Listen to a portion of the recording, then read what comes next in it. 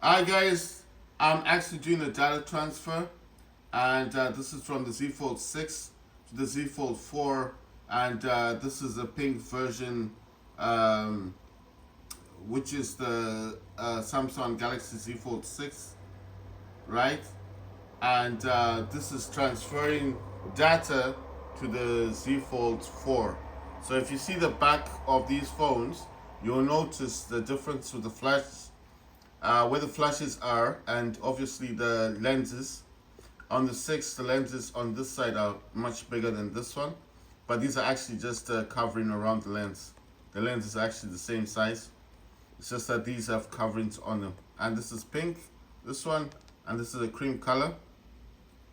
So what I'm doing with these ones, see, even the Samsung logos are not the same. This is a Z Fold 6, this is a Z Fold 4. You can see that this one is kind of like printed inwards. That one's really flush. Right, so this is what they call a data transfer. I'm sending data from the Z Fold 6 to the Z Fold 4, and the reason for this is because obviously I want whatever's here to go here, and this is good because if you ever wanted to, if you ever had a problem with your Z Fold 6 and you needed to restore your data, all you need to do is then transfer the files from the Z Fold 4 back here. So here I've got a backup for my Z Fold 5. Yes, I don't have it anymore, but I have a backup for Z Fold 5 on this. And I have a backup for Z Fold 6, and I have a backup for Z Fold 4. So if ever I had a problem here, I just have to go to this one and send the data back. Right now I'm sending data from the Z Fold 6 to the Z Fold 4, and this is why this is the only one that's counted percentage, and it's saying apps right there, whereas this one is just got the round circle. This is sending, it's transferring. Right, so I just thought that would be interesting for you guys to see what I'm doing with my phones, and the main reason why I am actually I've made a few videos playing games on my Steam Deck. I do want to play games on the iPhone and on the Samsung because those games I feel are kind of more interesting, like fun to play and stuff like that. But obviously, if I start uploading videos, then I can't play games because it takes a long time, especially for some reason on the iPhone. It used to take a shorter period of time, but for some reason these days it does take longer. I don't know if they've changed the rules on YouTube on how much you can actually transfer. Sorry about that, I'm just shifting the phone closer to my Steam Deck because I will be playing games on the Steam Deck actually. So this was not intended to be a video about I will make a video about Samsung, but I didn't want to make a video right now about this. Right, so let me change this. Let me actually put this one over here so you guys can still see what I'm doing with the Samsungs. Then you can see that I'm actually transferring data, right? I do actually have another phone, which is my iPhone. What you call this? My iPhone. Man, this thing is always an issue with what I want to do with it. Every time I do an update, it always turns on the Bluetooth. It's something I really. I don't have an issue with the Bluetooth, but I just wish if it didn't do that, Just has this weird habit of wanting to always put, just wanting to always like put it always wants to put. Sorry, I'm just setting up my phone to play videos like the games that I've been playing. What I mean is, it always has this habit of playing stuff that's kind of, I don't know what words I'm looking for. Anyway, guys, let's get the Steam Deck ready for gaming. Right, so my Steam Deck, yes, I always restart the Steam Deck whenever I want to play games. Reason for this is because I feel like if I restart it, it's gonna start up fresh and all of that. So now I need to log in. Gonna log in and get into the system. Right, so these are just programs. That's mini tool Shadow Maker. I think it's a backup tool. This is a phone link. Don't need that running. This is DualSense X. This is actually a. It's like DS for Windows. It does the same thing. I think I showed you guys last time.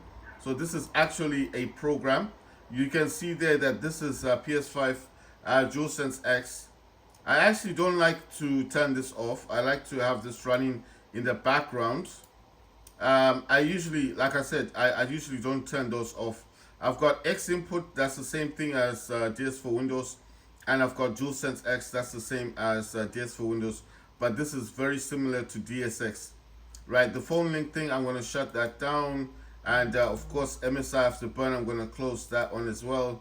The ones I'm not going to shut down is River Turner's Statistics Server. Oh, it's a long name. Right, so that RTSS, I don't turn that off because I need it to run with this other program called the Power Plant for AMD. I'm also going to open up AMD Power, I think AMD software, which is the Adrenaline Edition. I'm going to make this bigger. It says that Call of Duty 3 Modern Warfare did get, I'll try and let me zoom in. Sorry guys. Let me zoom in to the iPhone there. Let's see. Let me just zoom in to the iPhone. Sorry, I don't know why I'm saying to the iPhone. Let me zoom in to the Steam Deck so I can show you guys what it actually states in terms of FPS. So in terms of FPS, Call of Duty 3 Modern Warfare gets 56.1 FPS. Fallout 84, which does play on extreme graphics, gets 34.4 FPS. But if you do play it with the super resolution thingy, if you don't play it on extreme graphics and choose the super resolution, it will give you 60 FPS. I'll try and play it today on the super resolution one and not choose extreme graphics, and you'll see the difference. Instead of getting 34.4, because this is on extreme, that's like ultra for Call of Duty. So when I say extreme, I'm talking about ultra. It's like the highest graphics setting. So if I do play it with the other one, which is the super resolution technology, you will see that Fallout 84 does get at least it does get about 60 FPS. It will get that. It says War Robots Frontiers is 34.4, and War Robots, obviously, if I find War Robots in here, War Robots will actually give out. Let me just find War Robots. War Robots is about 28 FPS. I know it. I know it by now. It's 28. There you go. It says it there. 28 FPS. I need to zoom in a bit more, and then you guys can see it a bit. I'm recording this with the iPhone 14 Pro Max. You can see that it says War Robots 28 FPS right there. 28 FPS. War Robots Frontiers, which is the same developer as War Robots, gets 34.4 FPS. Vega gets 37.2 FPS. So it does have it does show you the FPS counter.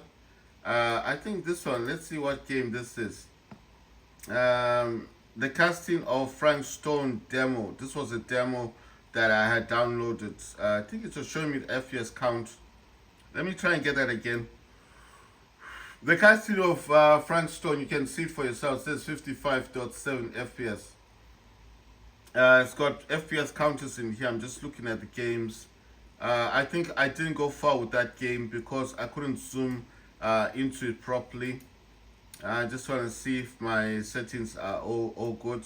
I told you I use Radeon Chill and Radeon Image Sharpening. I'm just in here. I'm just wanting to check and see what I've got on here, and see if everything is okay. You know, I used to have this one on. I'm gonna turn this off because I'm just thinking the vertical sync off unless application specifies. I used to have that on the on section, but I'm just thinking maybe it's better to have that off because it can impact gaming slightly. Not a lot, but just a bit. So at least you guys can see what it's saying about Call of Duty. It says 56.1 FPS. But remember, this is played on the minimum, which is the lowest graphics settings on Call of Duty. So that's saying 56.1 FPS for Call of Duty 3 Modern Warfare on LCD Steam Deck.